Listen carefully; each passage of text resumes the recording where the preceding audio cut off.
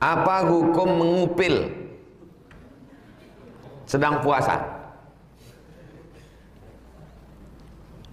Makna memasukkan sesuatu ke dalam lobang.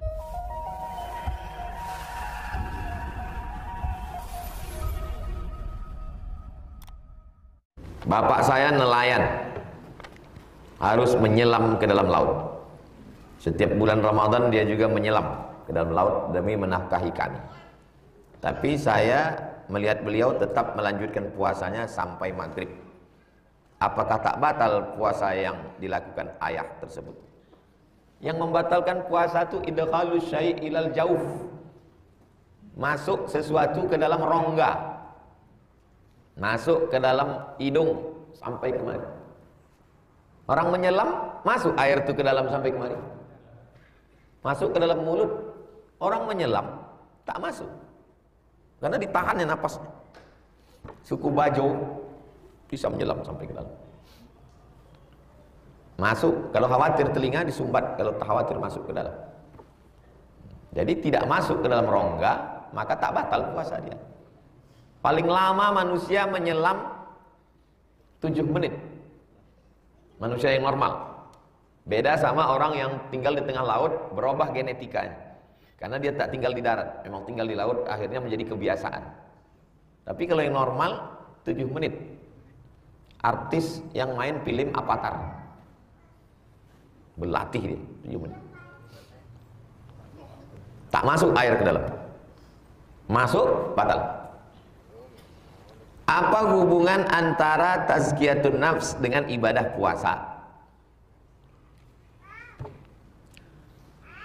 Qad aflaha man tazakka, beruntunglah orang yang mensucikan dirinya. Keinginan hawa nafsu, ingin makan, di bulan puasa bisa makan? Tidak.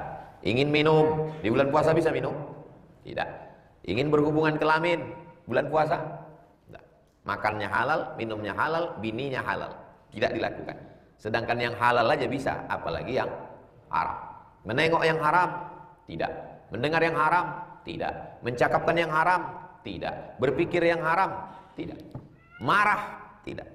Maka yang paling bagus untuk mengatasi penyakit batin adalah puasa. Makanya kalau ada orang emosinya terganggu, suruh banyak puasa. 8 hari dalam sebulan. Senin, Kamis, Senin, Kamis, Senin, Kamis, Senin, Kamis. Bagus lagi puasa Nabi Daud. Yasumu yauman wa yuftiru yauman. 15 hari sebulan. Saya jumpa pengusaha kaya Indonesia. Namanya tak boleh sebut. Pas saya makan di rumahnya, mohon maaf Ustadz, bukan tidak menghormati Ustadz, ini memang tradisi saya. Jadi Ustadz silakan makan. Bapak puasa? Ya. Puasa Senin Kamis? Tidak. Puasa Nabi Daud? Tidak. Bapak puasa apa? Puasa dahar. Puasa dahar, puasa sepanjang tahun. Sudah berapa lama Bapak puasa? Sudah 2 tahun, 20 tahun. Sehat badannya, besar rumahnya, besar perusahaannya, lancar rezeki. Kalau duduk saya sama dia, sehat pula dia lagi. Dibilang orang saya sakit. Kalau ada orang mengatakan puasa itu sakit, dia yang sakit. Sehat walafiat.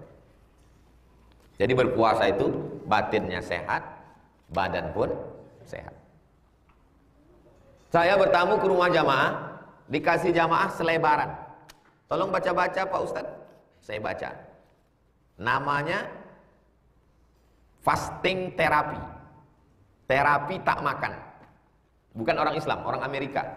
Jadi katanya semua makanan kita itu ada racunnya. Makan nasi goreng. Kenapa nasi goreng itu enak? Pakai micin. Ada zat kimianya. Dalam nasi goreng ada ikan asin. Ikan asinnya tahan berbulan-bulan dan tidak dikerumuni lalat. Kenapa? Karena lalat tahu di situ ada formalin.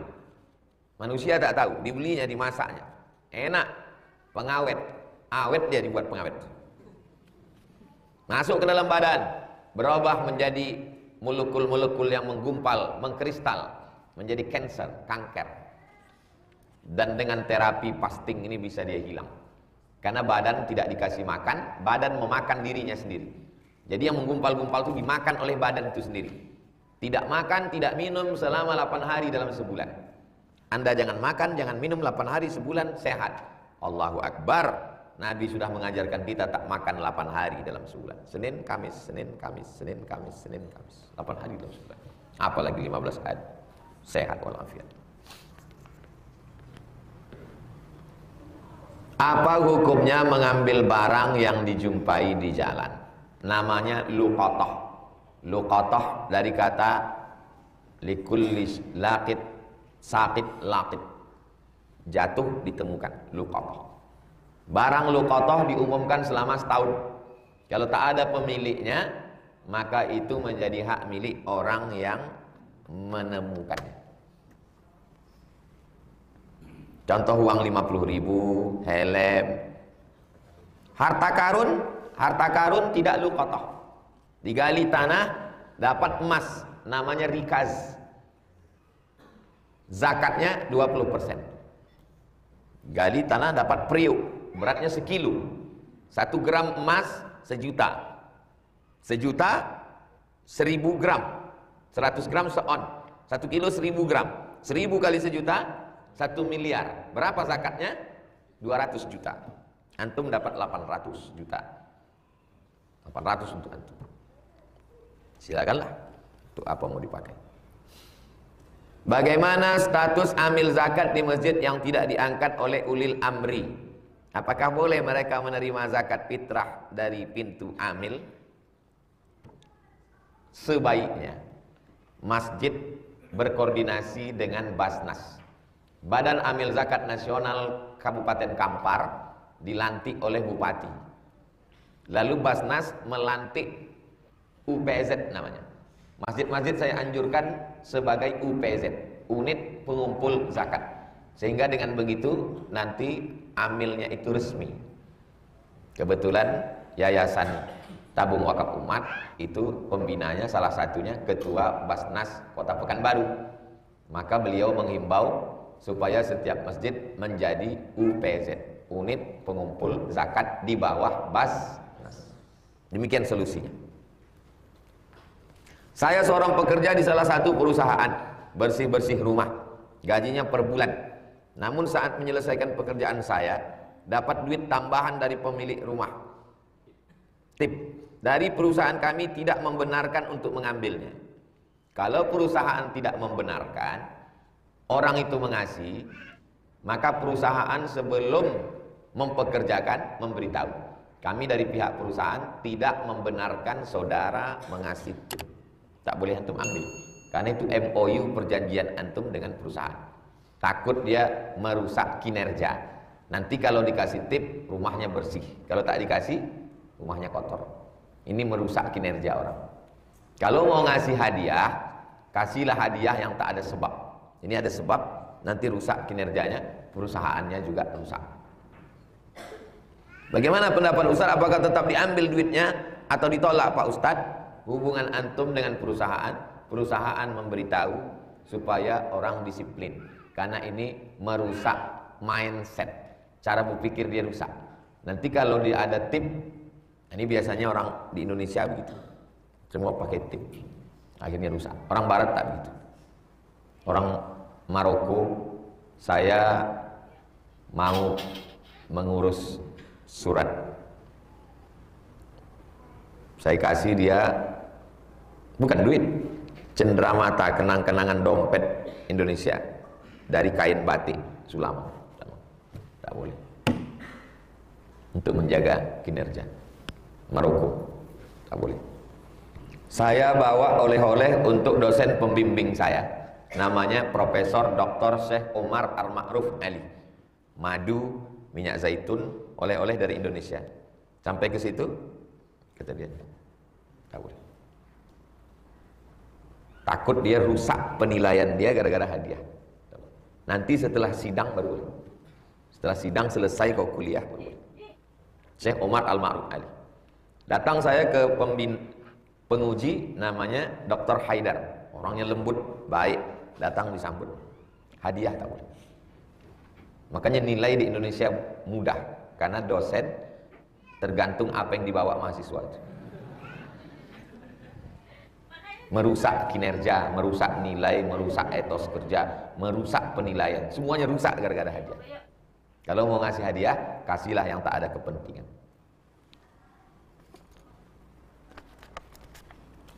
Apa hukum mengupil sedang puasa? Makna memasukkan sesuatu ke dalam lubang, masuk sesuatu ke dalam lubang sampai ke rongga.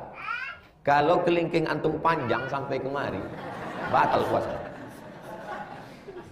Tapi kalau hanya menarik tai hidung yang ada di situ, tapi ngupilnya sambil minum teh es, Pak Ustaz, nah itu batal. Ngorek telinga sampai masuk ke dalam rongga, itu batal. Makanya kita sebelum sholat subuh itu istinsar, ambil air supaya bersih semuanya, supaya tak menggumpal tai hidung sampai payah bernapas saking banyak. Ada ustadz yang bilang kalau tidak sholat di masjid, sholatnya tidak sah. La sholata li jaril masjid illa fil masjid. Orang yang tinggalnya di dekat masjid tidak sah sholatnya kecuali di masjid. Hadis itu hadis dhaif. Hadis dhaif tidak bisa jadi dalil hukum, tak bisa jadi dalil akidah, tak bisa jadi dalil hukum. Dia hanya bisa untuk motivasi beramal, untuk targhib dan tarhib, untuk nakut-nakuti bisa. Tapi kalau untuk dalil hukum tak bisa. Jadi gimana kalau sholatnya di rumah karena telat bangun? Dia tetap sholat. Hadis tentang sholat ke masjid, hadisnya yang sahih, Nabi selesai sholat, Nabi bertanya, asyahidun fulan, asyahidun fulan, asyahidun fulan, mana si fulan, mana si fulan, kenapa tak ke masjid? La uharriqanna alaihim buyutahum, kubakar rumah mereka yang tak sembahyang ke masjid. Siapa yang tak sembahyang ke masjid, kubakar rumah mereka, kata Nabi. Tarhib, ancaman. Menurut kaidah ilmu usul fikih, kalau di dalamnya ada wa'id, ancaman, lil wujub, berarti sholat berjamaah ke masjid itu hukumnya wajib menurut mazhab Hambali. Saudi Arabia itu mazhabnya Hambali. Itulah mengapa kalau sudah azan, turunlah baladiyah. Baladiyah itu Satpol PP, tutup semua toko, sholli. Mazhab Maliki, sholat berjamaah ke masjid itu sunat muakkad. Mazhab Syafi'i, sholat berjamaah ke masjid itu fardu kifayah. Itulah makanya di tempat kita, asal udah ada adik-adik mahasiswa di masjid, ada cukup lah itu dah. Karena fardu kifayah. Ambil mahasiswa satu, suruh masjid, kau sembahyang ya, supaya selesai fardu kifayah. Ini kami malas sekali kami ke masjid. Jadi kau ya. Itulah fenomena yang terjadi. Dia azan, dia iqamat, dia imam, dia makmum, dia khotib, dia bersihkan, dia semua. Giliran orang tak ke masjid, dia yang kena hamuk. Itulah yang terjadi sekarang. Bagaimana jika wanita mempelajari ilmu bela diri seperti silat dengan niat untuk melindungi dirinya jika terjadi tindak kejahatan? Apakah boleh wanita belajar bela diri dengan pengajar pria dikarenakan pengajar wanita masih kurang? Syarat yang pertama, pakaiannya tidak sempit, menutup aurat. Perempuan itu yang boleh nampak illa hadza wajah wa hadza tapak tangan. Jadi bajunya sampai kemari. Dia pakai kaos yang menutup sampai kemari, takut terbuka baju silatnya sampai kemari. Celana di dalam, legging, pakai celana lagi yang tidak sempit. Tidak bersolek-solek jahiliyah, supaya pelatih itu tidak sampai. La yakhluwanna rajulun ma'amra'atin, tak boleh berdua-duaan, mesti ramai. Usahakan pelatihnya laki-laki, kecuali semua pelatih laki-laki mati udah. Hanya ada pelatih perempuan, tak ada satu pun. Cuma ada satu pelatih laki-laki. Tak terelakkan. Kita akan menghadapi Israel, menghadapi pasukan Tiongkok. Perempuan mesti pandai bersilat. Nah, maka perempuan mesti bela diri. Dengan syarat itu boleh. Tapi kalau penyebab terbukanya pintu maksiat, darul mafasid, menolak mudarat, muqaddam ala jalbil masalih, lebih diutamakan daripada mengambil manfaat. Bela diri itu manfaat. Tapi kalau diteruskan mudarat, menolak mudarat lebih diutamakan daripada mengambil manfaat. Pakaian terbuka yang melatih laki-laki, terjadi sentuhan, terjadi macam-macam. La tattabi'u khutuwati syaitan. Jangan ikuti langkah-langkah setan. Tapi kalau perempuan ramai, pelatih satu, tak ada sentuhan, hanya mengajarkan gerakan, orangnya soleh, tahu sholat, sudah beristri, orangnya wara, menjaga pandangan. Jadi saya membolehkan mengikut fatwa ulama dengan syarat yang ketat. Karena kalau tidak nanti saya disalahkan. Kenapa perempuan mengalami pelecehan? Karena tak ikut karate. Kenapa tak ikut silat? Padahal udah dikasih. Dilarang Ustaz Somad. Aku juga yang kena lagi.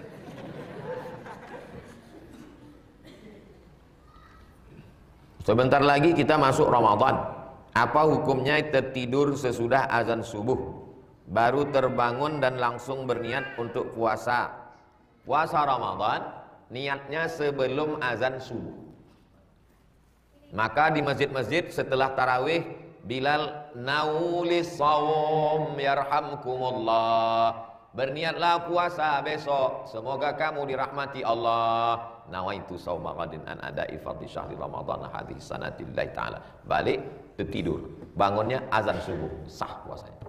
Tapi kalau tak berniat, tertidur, bangun pas Allahu Akbar, habis waktu berniat. Tapi katanya pernah Nabi tak ada makanan, lalu dia bilang idzan ana shaim, aku berpuasa. Puasa sunnah. Puasa wajib tak bisa. Puasa wajib niatnya sebelum azan subuh. Innallaha wa malaikatahu nawaitu shawmawadin adif Ramadan hadis atillah ta'ala. Apa hukumnya mendirikan dua masjid dalam satu kampung padahal jaraknya tak jauh?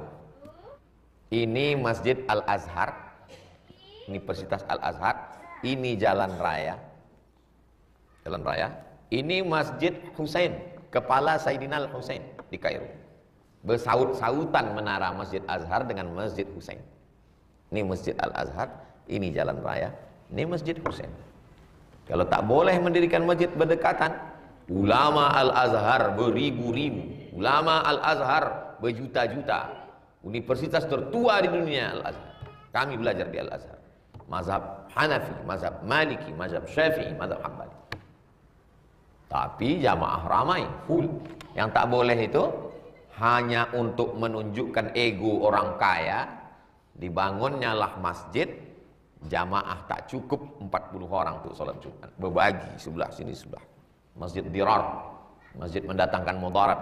Maka di Indonesia mendirikan masjid mesti ada izin Kementerian Agama, RT RW, supaya jangan sampai menimbulkan konflik.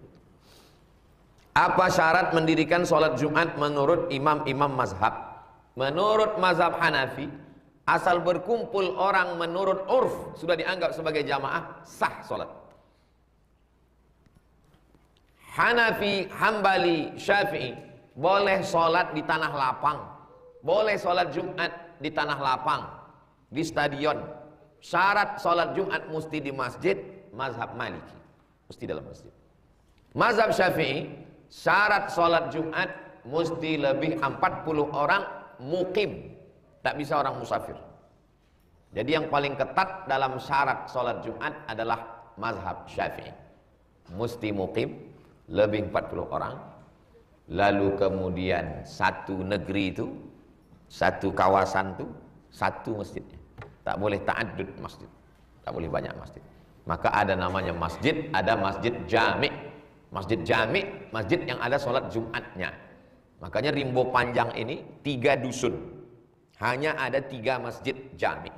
Dusun 1, dusun 2, dusun 3. Karena orang Rimbo Panjang ini dulu berpegang kepada mazhab Syafi'i. Karena yang datang kemari, inyak-inyak yang datang dari Pariaman berpegang mazhab Syafi'i dari tarekat Syattariyah, ulama-ulamanya. Mereka meyakini satu dusun itu mesti ada satu masjid. Kalau ada 2-3 masjid, maka batal sholat Jumat. Makanya selesai sholat zuhur, selesai sholat Jumat, mereka sholat zuhur lagi 4 rakaat karena khawatir sholat Jumatnya tidak sah. Jadi yang kita lakukan sekarang ini, serak-serak masjid ini tidak murni mazhab Syafi'i, dicampur dengan mazhab Hanafi. Makanya ada sebagian seperti Syekh Muhammad Said Ramadan Al-Buti, dia setiap selesai sholat Jumat, dia sholat zuhur lagi 4 rakaat, walaupun sendirian. Kenapa? Dia ragu, khawatir jangan-jangan sholat Jumat itu tidak sah kalau berpegang murni mazhab Syafi'i. Demikian kaji kita subuh ini, mudah-mudahan menjadi bekal kita hidup dan untuk bekal menyambut bulan suci Ramadan.